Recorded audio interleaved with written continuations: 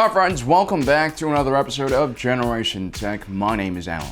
Like most skills in life, when Force users completely level up their Force skills, crazy things can happen. Today I want to look at 4 individuals who completely maxed out their Force ability skill tree and what they did with those powers.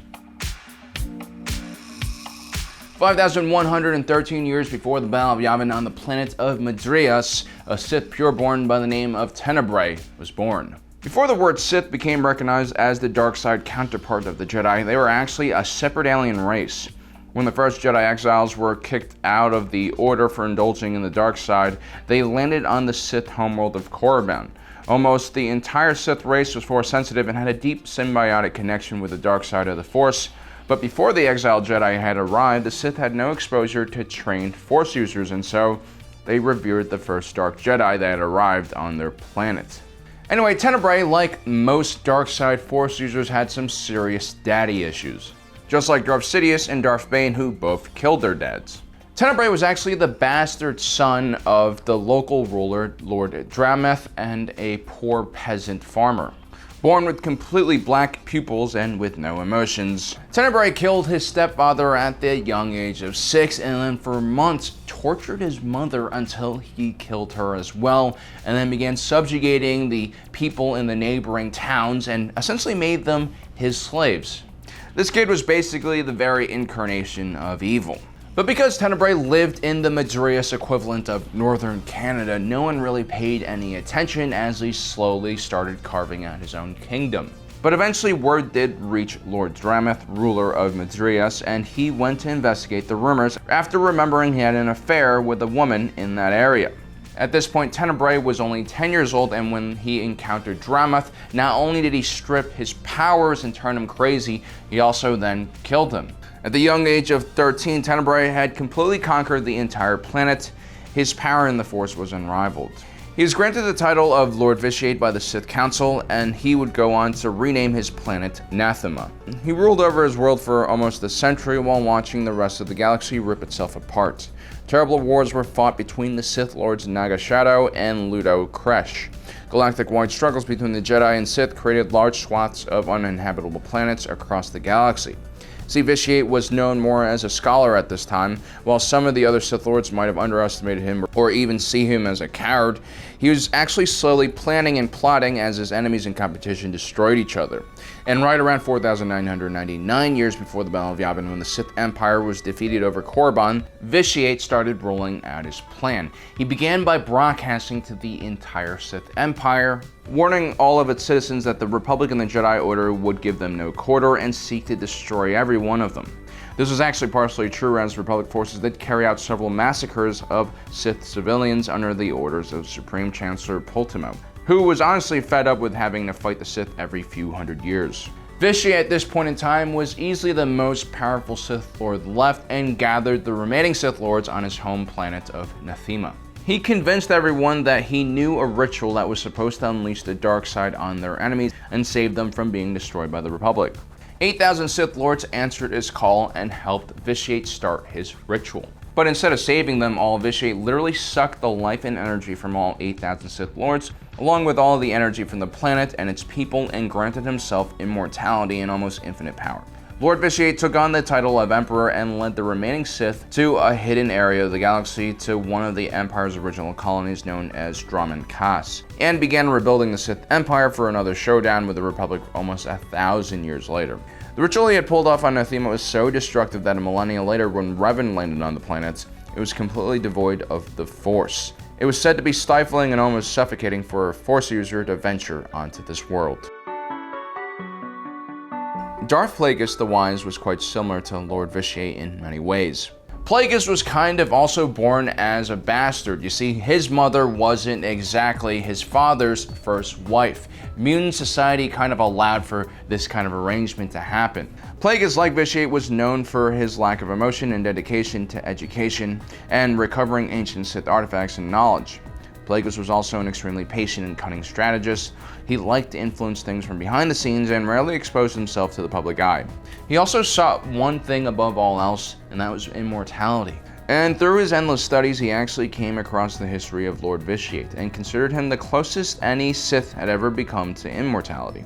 While Vitiate achieved immortality by literally sucking up all the energy of an entire planet and several thousands, if not millions of people, that wasn't really Darth Plagueis' style, and he probably wasn't even powerful enough to do something like that anyway. As a scientist and scholar, he sought to first understand what exactly the Force was and how it interacted with living beings. See, throughout history, the Jedi Order had always been the more stable faction. Whenever the Sith gathered enough power, they usually ended up destroying each other because of infighting. This was one of the reasons why Bane would go on to create the Rule of Two. But the Jedi, despite having stability on their side, never really sought to understand the Force by using scientific methods.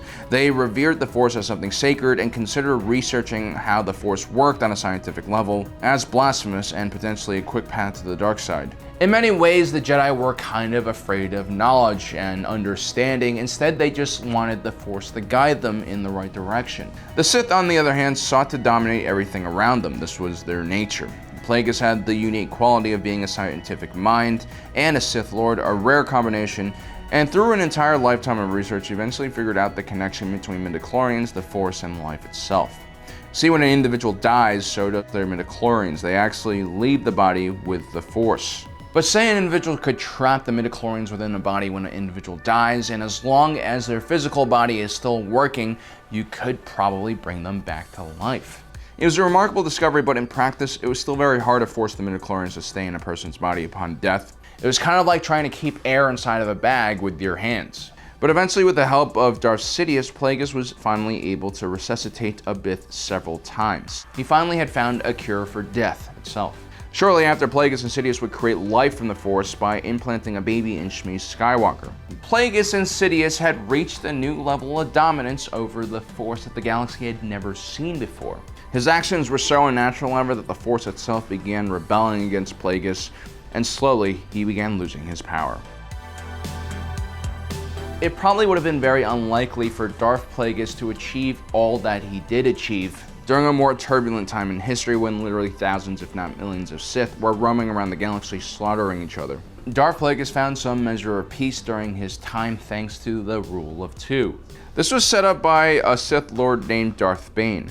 Bane lived during a time when an organization called the Brotherhood of Darkness had created an unnatural alliance to fight the Republic and the Jedi Army of the Light. Bane realized that the sheer amount of Sith in the galaxy at the time had diluted the power of the Sith. As perhaps one of the most powerful Sith alive during this time, he realized it didn't matter as long as weaker Sith teamed together to face him, he would never be able to win a battle against such large numbers. Darth Bane believed that it was unnatural to allow weaker Sith to survive. He also noted that whenever large amounts of Sith gathered together, they usually ended up killing each other, which is why the Jedi usually defeated the Sith. Instead of trying to unify the Sith, Bane tried to destroy them and create his own new order. And so during the 7th Battle of Ruusan, with the Brotherhood of Darkness on the verge of being defeated by the Jedi, Darth Bane approached their leader, Lord Khan, with a gift. Bane, like many other Dark Lords on this list, had spent much of his life studying ancient Sith artifacts and relics, and had learned of an old Sith ritual that was also a powerful weapon. It was known as a thought bomb, and Bane had promised Khan that the Brotherhood of Darkness could use it to defeat all the Republic and Jedi forces on the planet. What Bane didn't tell Khan was that everyone who was caught in the blast range would die, including the Sith Brotherhood themselves. Of course, the Brotherhood of Darkness, desperate for a way out, accepted the ritual and began conducting it deep in a cave on Ruusan, just as Lord Hoth, the leader of the Army of Light, carried out his final assault on their stronghold. Lord Hoth and his 100 Jedi never made it to Lord Khan, and in the ensuing blast of the thought bomb, every last Sith died and had their soul trapped in the cave by the thought bomb.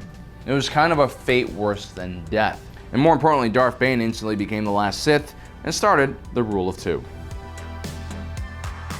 Now, so far, all of these crazy Force powers were done by Sith Lords and not the Jedi. This was because the Sith had less boundaries and hesitations when it came to their relationship with the Force.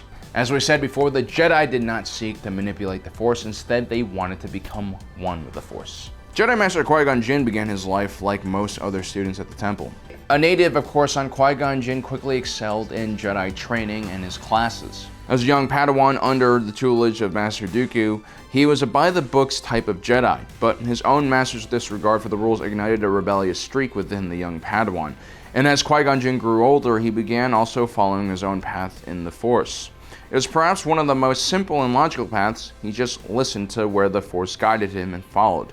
Believe it or not, this was counter to what most Jedi in the Order were doing at the time. In the later years of the Jedi Temple, the Order had lost its way. The Council was inundated with fear and superstition and proposed more and more rules to control how its members acted.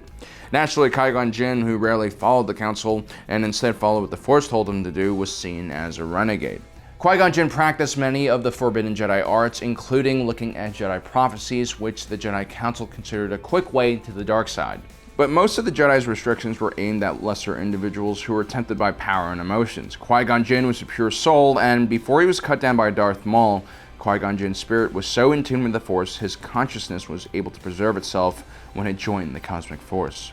Qui Gon Jinn became the first Force ghost of the period, and more importantly, he taught his old mentor Yoda and his old Padawan Obi-Wan Kenobi how to obtain this level of unity with the Force, therefore preserving the Jedi Order even when it was physically destroyed. Well, there you have it, guys. Those are 4 instances where the Force was truly used for something awesome and at times very terrible. Let me know what you think in the comment section below. Also, don't forget to subscribe and hit that notification button so you don't miss out on the rest of our awesome content. As usual, thanks for joining us today. If you're watching this, you are Generation Tech.